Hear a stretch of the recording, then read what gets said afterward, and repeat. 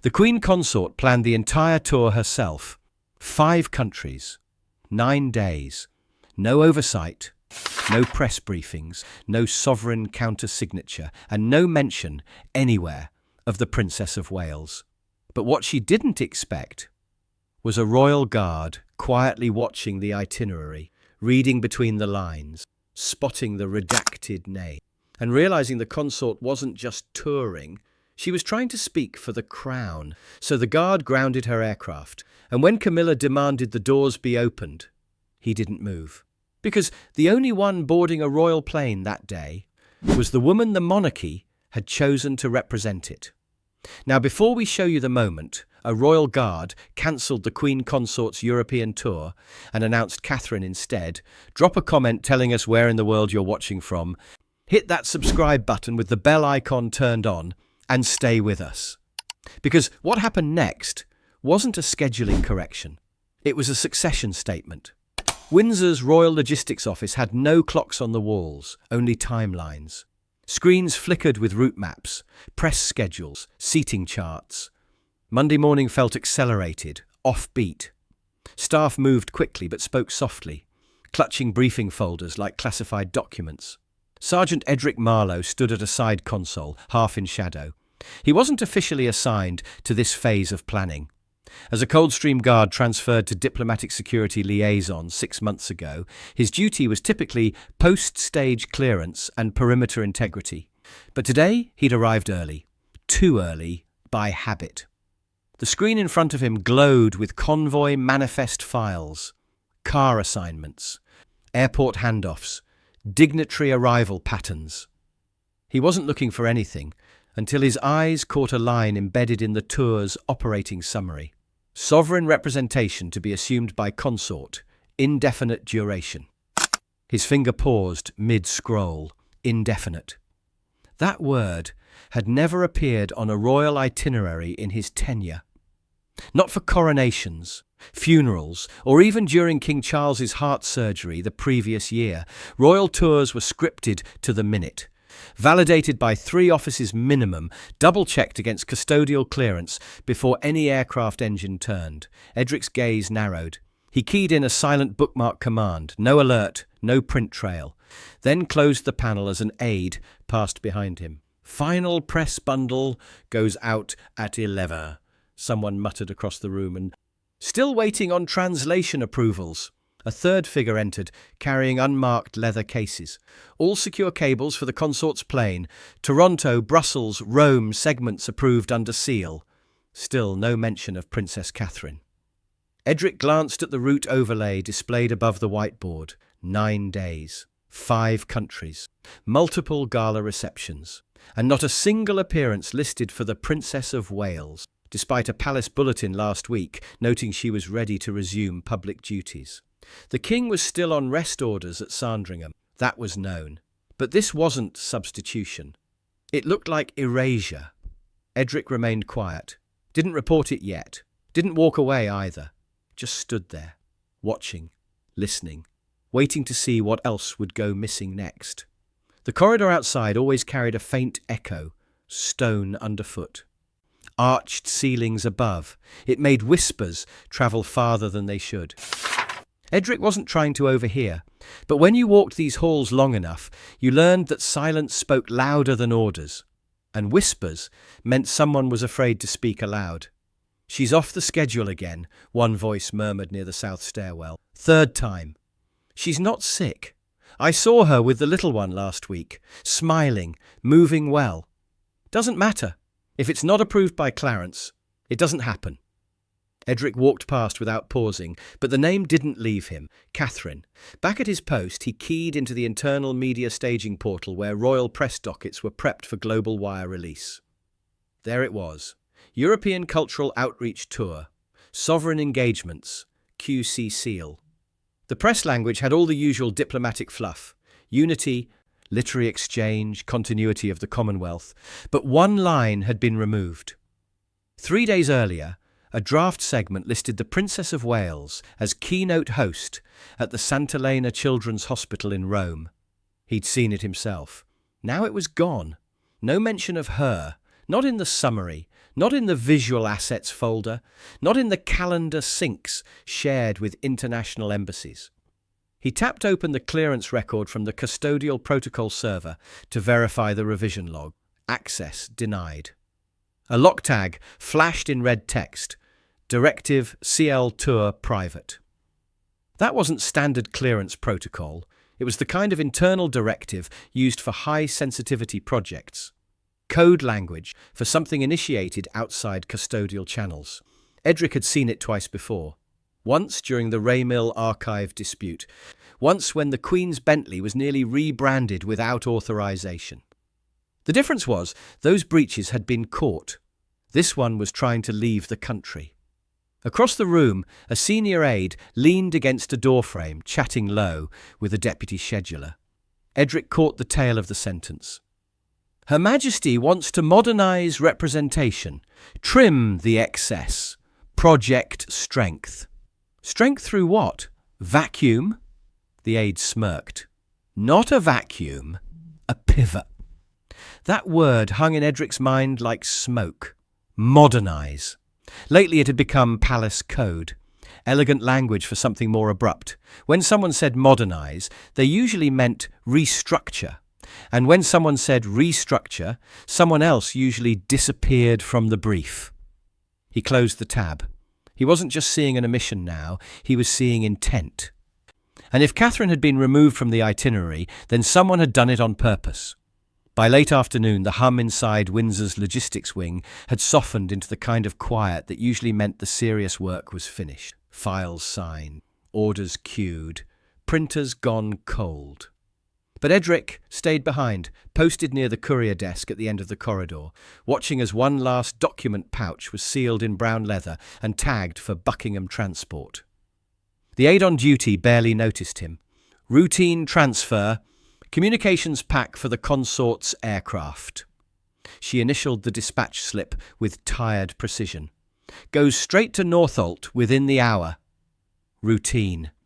Edric nodded, waited for her to leave the desk, then took 2 calm steps forward. The seal was stamped in violet wax, impressed with the same floral cipher he'd seen that morning. It wasn't classified material, not technically, but something in the weight of the folder felt wrong. The embossed label read, Legacy Continuity Tour, Europe 2026 Initiative. He lifted it gently, just long enough to scan the courier tag with his Crown Sec passcode. No clearance signature from the custodial office. No verification code from diplomatic relations. It had bypassed the entire oversight chain.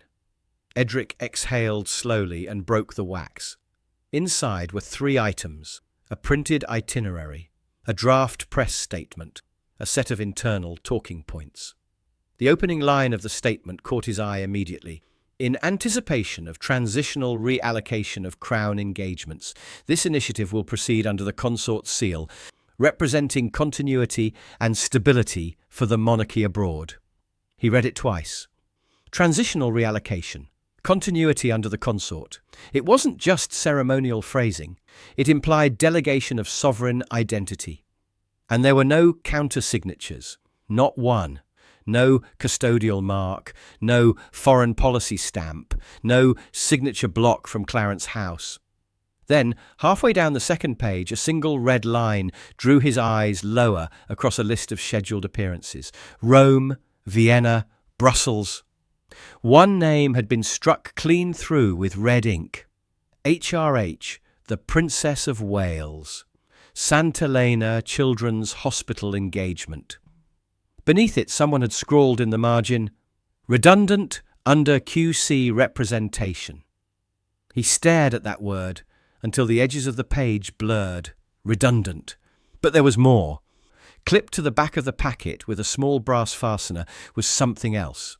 A secondary document printed on different paper. Edric lifted it carefully. It was a list. 18 diplomatic events over the past 7 months, each marked with a small check mark or an X. The check marks corresponded to events where King Charles had been unable to attend.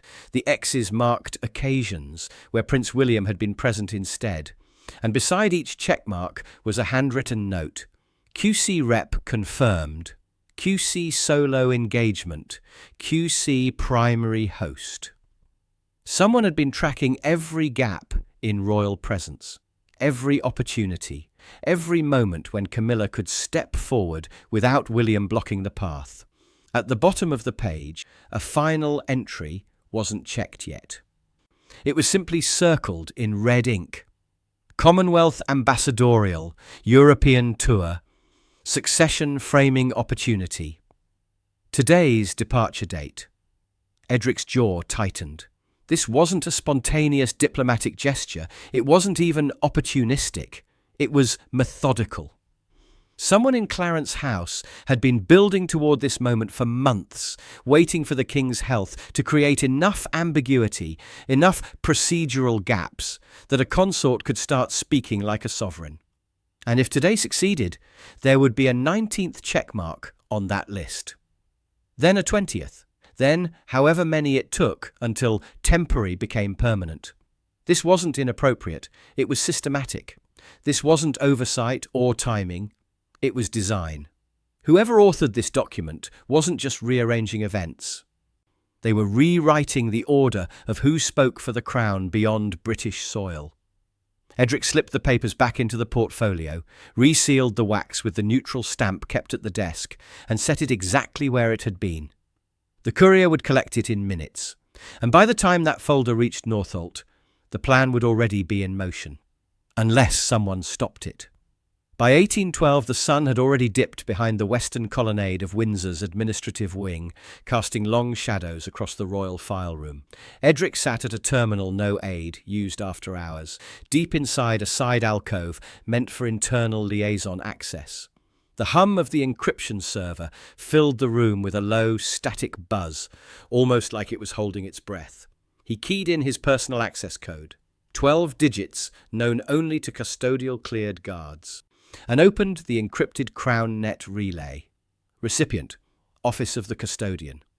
Query, Authority Confirmation, Consort Delegation, European Tour. Tag, Emergency Verification. International Presumption Risk. Seconds later, a ping. Then the line opened. Custodial Officer Marsh speaking. Edric kept his voice even. Sir, Sergeant Edric Marlow, Diplomatic Security Liaison. I have intercepted planning documentation for an overseas tour listing Queen Camilla as de facto sovereign representation. No co-signature, no succession clarity. Custodial clearance appears to have been bypassed under Directive CL Tour Private. A pause. Then Marsh's voice came lower, colder. You're saying the consort is scheduled to represent the Crown abroad without sovereign or custodial authorization? Yes, sir. She's booked for 5 capital engagements, including state receptions. Press materials suggest continuity authority under her cipher. Princess Catherine's name has been deliberately removed. Marsh inhaled audibly through the comm. If she boards that aircraft, foreign heads will treat her presence as sovereign delegation. They'll issue statements. Host under protocol. That sets precedent.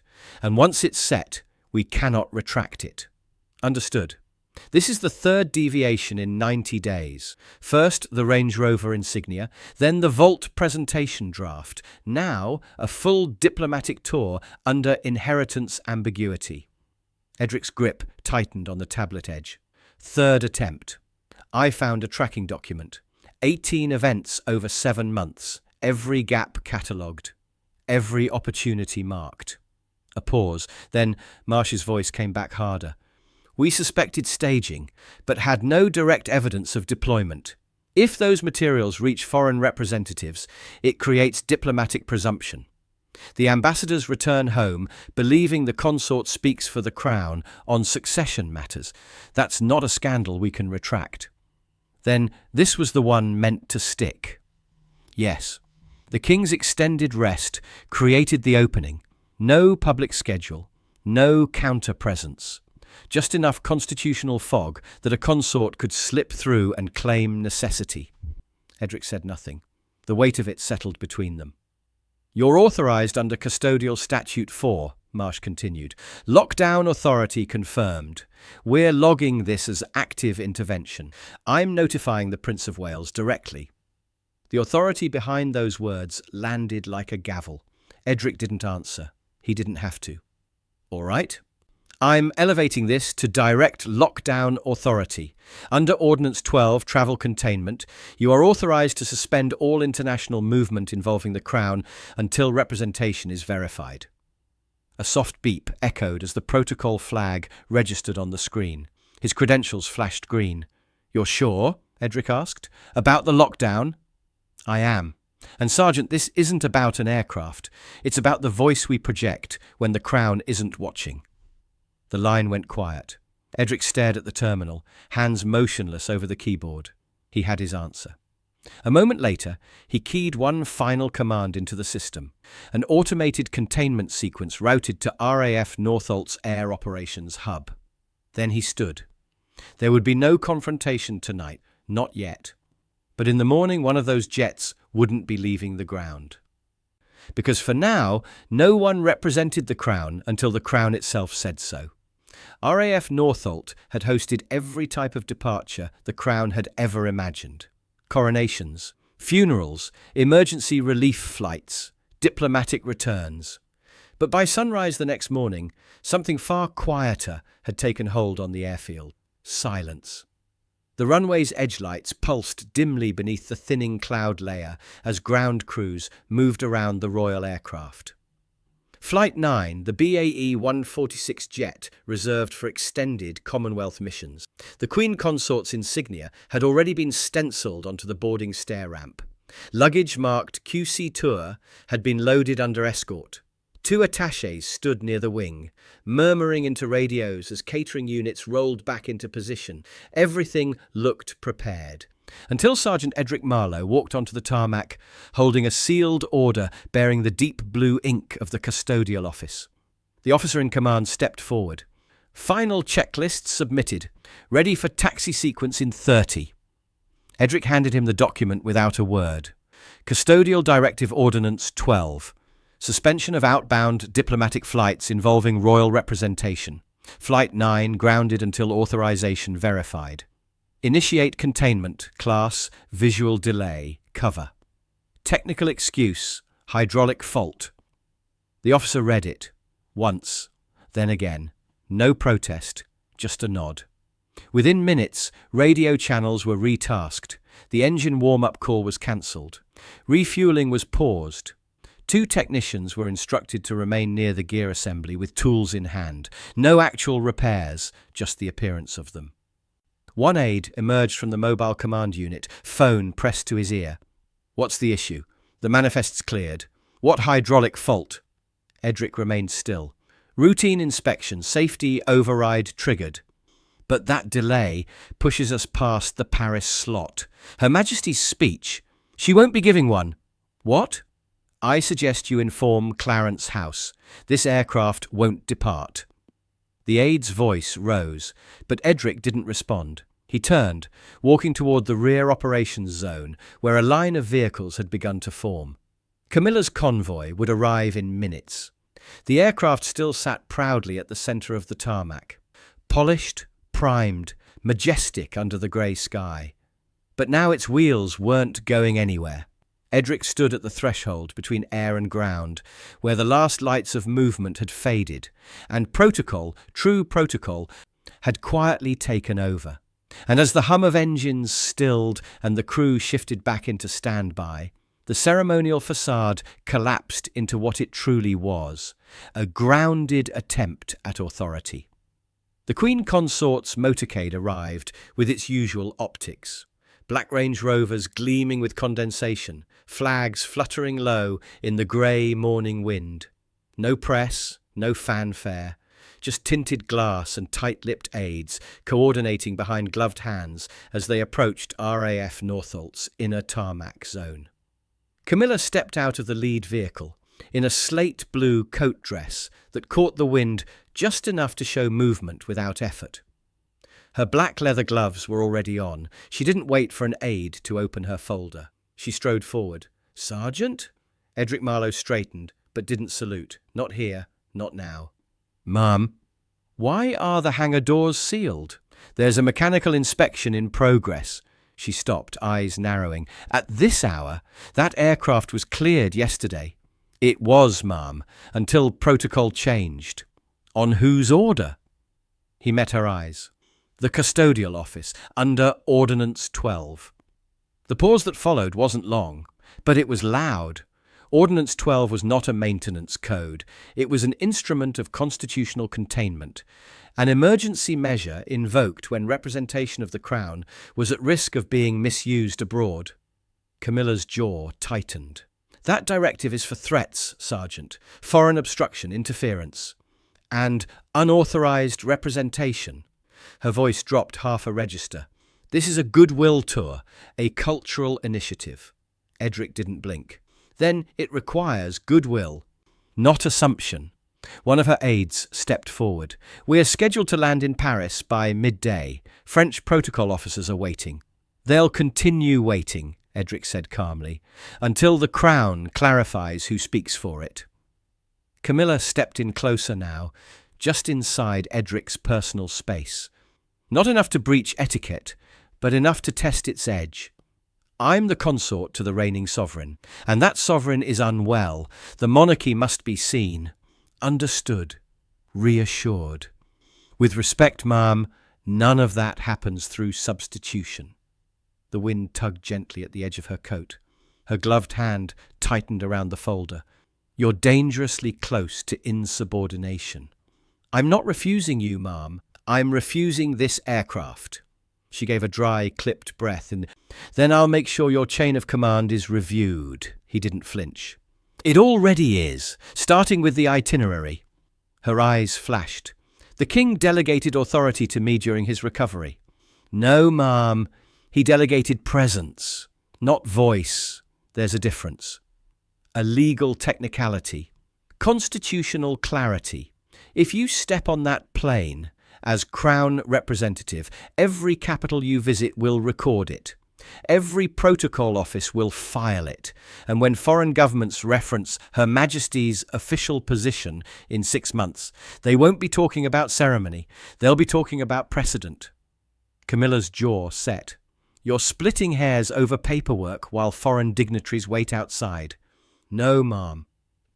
I'm preventing those dignitaries from returning home believing something untrue, that the Crown has shifted its voice without shifting its authority. That's not paperwork, that's constitutional clarity. A murmur ran through the aides behind her, uncertainty creeping in where obedience once stood.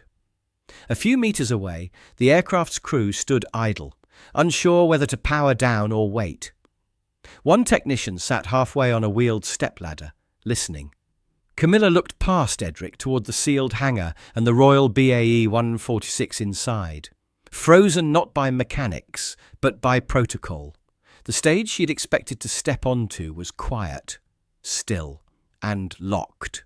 And the man, stopping her from walking up the stairs, wasn't raising his voice, wasn't backing down, and wasn't looking away. He was simply holding the line, but the comm clip to Edric's collar gave a soft double click, barely audible beneath the tarmac wind.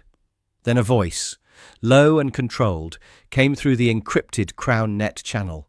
Northolt Command, activate call sign Hawthorne. Custodial escalation confirmed. Black transfer inbound. ETA 8 minutes. Edric didn't reply aloud. He simply tapped twice on the transmission pad to confirm receipt. Call sign Hawthorne was not used lightly. It was the internal code name reserved for one person only, Prince William. And if it was being activated now, it meant Clarence House had not only reviewed the itinerary, it had made a decision. Edric's gaze flicked to the far gate, where the access road curved behind a row of hangars. A second motorcade had just crossed the outer threshold, but this one moved differently. No police outriders. No diplomatic flags, no press, just a black vehicle flanked by unmarked escorts. The aides near Camilla were still speaking over one another, trying to salvage momentum. We can delay by 90 minutes, contact Paris and push back the ribbon cutting. Another whispered into a phone, repeating the word override, like it would change the sky. Camilla had turned away from Edric now, her back to him, speaking in low tones to her chief assistant. That was when the second convoy pulled to a quiet halt. Doors opened, quickly, cleanly. It wasn't Prince William who emerged first. It was Catherine. The Princess of Wales stepped out onto the tarmac in a charcoal grey formal coat, heels clicking once on the concrete before she moved toward the secondary aircraft zone. She walked without pause, without fanfare. Escorted by 2 Crown aides in diplomatic livery. She didn't glance toward Camilla's aircraft. She didn't need to. The contrast was enough. Camilla turned, her eyes tracked the movement. First the coat, then the posture, then the unmistakable flash of the Crown standard, stitched into Catherine's sleeve. Recognition bloomed like cold water. This wasn't a revolt. It was replacement. Edric didn't speak. He didn't need to. The decision had already been made. Above titles, above tempers, above ceremony. Camilla stared as Catherine crossed the secondary threshold, where a smaller, more modest aircraft stood prepped. It bore no cipher, no personal seal, only the Golden Crown insignia on its tail. Behind them, the ground crew had stopped moving. One aide lowered her phone slowly, eyes tracking Catherine's path. Another stood frozen, briefing folder half open in his hands. Even the press photographers had gone still, cameras hanging at their sides like they were witnessing something they hadn't been cleared to document. No one had expected this. Catherine paused briefly before boarding. Her eyes scanned the runway, but not the people. She was scanning for permission. And now, finally, it had been granted.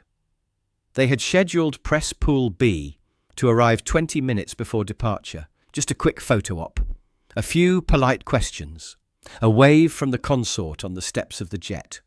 Nothing formal, just enough for headlines abroad to read Queen Camilla departs for European cultural tour. But the cameras had already been rolling when everything changed. One by one, journalists adjusted their tripods as murmurs spread across the staging area. The aircraft hadn't opened. The red carpet hadn't been rolled out, and instead of the Consort's appearance, the only movement on the tarmac came from the secondary hangar, where a new aircraft had been prepped behind security tape. Then, suddenly, a microphone crackled to life. Not Camilla's voice. His. Prince William walked calmly out from the secondary motorcade, trench coat drawn tight against the wind, one hand resting just inside the breast pocket. There was no press secretary at his side, no script, just the Crown's presence embodied in posture. Catherine followed beside him, serene, composed, expression unreadable. The murmurs grew into silence. William stopped before the press banner, just feet from where Camilla's aides had positioned their team earlier that morning. He glanced once toward the journalists, then spoke with slow, direct cadence. Due to changes in sovereign recovery status, the upcoming European engagements will now be carried out by Her Royal Highness, the Princess of Wales, as representative of the Crown. No further questions at this time. He gave a single nod and stepped back. Gasps from the press. Cameras clicked like hail. Behind them, Camilla stood frozen, halfway between her sealed aircraft and the edge of the scene, 2 aides behind her, suddenly unsure whether to follow or vanish. She hadn't moved, hadn't spoken, just watched. Watched as the narrative was pulled from under her in front of every lens. William turned towards Sergeant Edric Marlow, who stood at the midpoint between both aircraft. The prince gave a subtle tilt of the head. Edric nodded and keyed his comm. Initiate Gate 2 access. Crown Standard Aircraft. Open tarmac sequence. The hangar bay rolled open, not for Camilla's BAE 146, but for the smaller unmarked jet, now marked by Catherine's silent boarding. The Golden Crown insignia on its tail caught a brief shaft of sunlight as the doors parted. Catherine didn't wave. She didn't need to. She simply turned once at the top of the steps and gave a poised glance toward the assembled press. Then she stepped inside. The door sealed behind her. There were no speeches, no corrections, no official retractions, but everyone present understood what had happened. A tour hadn't been cancelled. A title had been reassigned without ever being spoken aloud, and the only ones still standing on the wrong side of the jet were the ones who thought power could leave the ground without permission. The aircraft rose into the grey sky with no escort, no anthem, and no applause. Just the low, steady thrum of its engines climbing above the tarmac, cutting a single path eastward toward the waiting capitals of Europe. Catherine was gone. The tour had begun, and the Crown had spoken without ever raising its voice. On the ground, the press pool slowly disbanded, murmuring in short bursts into handheld mics. Correction in schedule, unexpected substitution, yes, that's confirmed. Another was already emailing a new headline. Princess of Wales to lead European engagements amid sudden shift. No mention of Camilla. She hadn't said a word since the hangar doors opened. Now, as the last of the journalists drifted back to the staging lot, she turned toward her Range Rover. Her aides followed at a measured distance, no longer in sync, no longer certain of their instructions. The air between her and the jet she'd planned to board remained hollow. She walked slowly. No theatrics. Just a quiet exit that drew no attention. She had arrived as the face of the tour. She left as a footnote to its correction. Near the perimeter line, Sergeant Edric Marlow stood watching the jet's contrail fade against the thinning clouds. The flight log had already been transferred to the custodial office. The protocol flag had cleared from the network. There would be no report filed under his name. Just a record of Ordinance 12 invoked. And one aircraft grounded before the wrong voice could take flight. Footsteps approached. Prince William. No entourage, no aides. Just him, still in the same coat, gloves tucked beneath one arm. He stood beside Edric, both men facing the open air. "You grounded more than a plane today," Edric answered without pause. "Only until the right one took off, sir." William gave a single nod, measured, deliberate, final. Then he turned and walked away, the wind catching briefly on his coat hem as he crossed back toward the cloister gate. Edric didn't move. The sky above Northolt was clearing now, pale blue threading through clouds. But on the tarmac below, one guard still stood motionless, boots on stone, eyes on the horizon. No ribbons, no recognition. But the Crown had moved correctly, and someone had made sure it stayed airborne. Should a royal guard have the power to ground a royal flight if protocol is breached? Did Prince William handle Queen Camilla's overreach the right way, or too quietly? Drop your thoughts in the comments below. We read every single one. Tap the like button if you believe duty should outrank privilege. Make sure you're subscribed with the bell icon turned on, so you never miss what really happens behind the Crown's closed doors. And share this video with someone who still thinks ceremony is just tradition until it grounds a queen. Watch the next video now. We'll see you tomorrow at the same time with another Royal Guard moment you won't forget.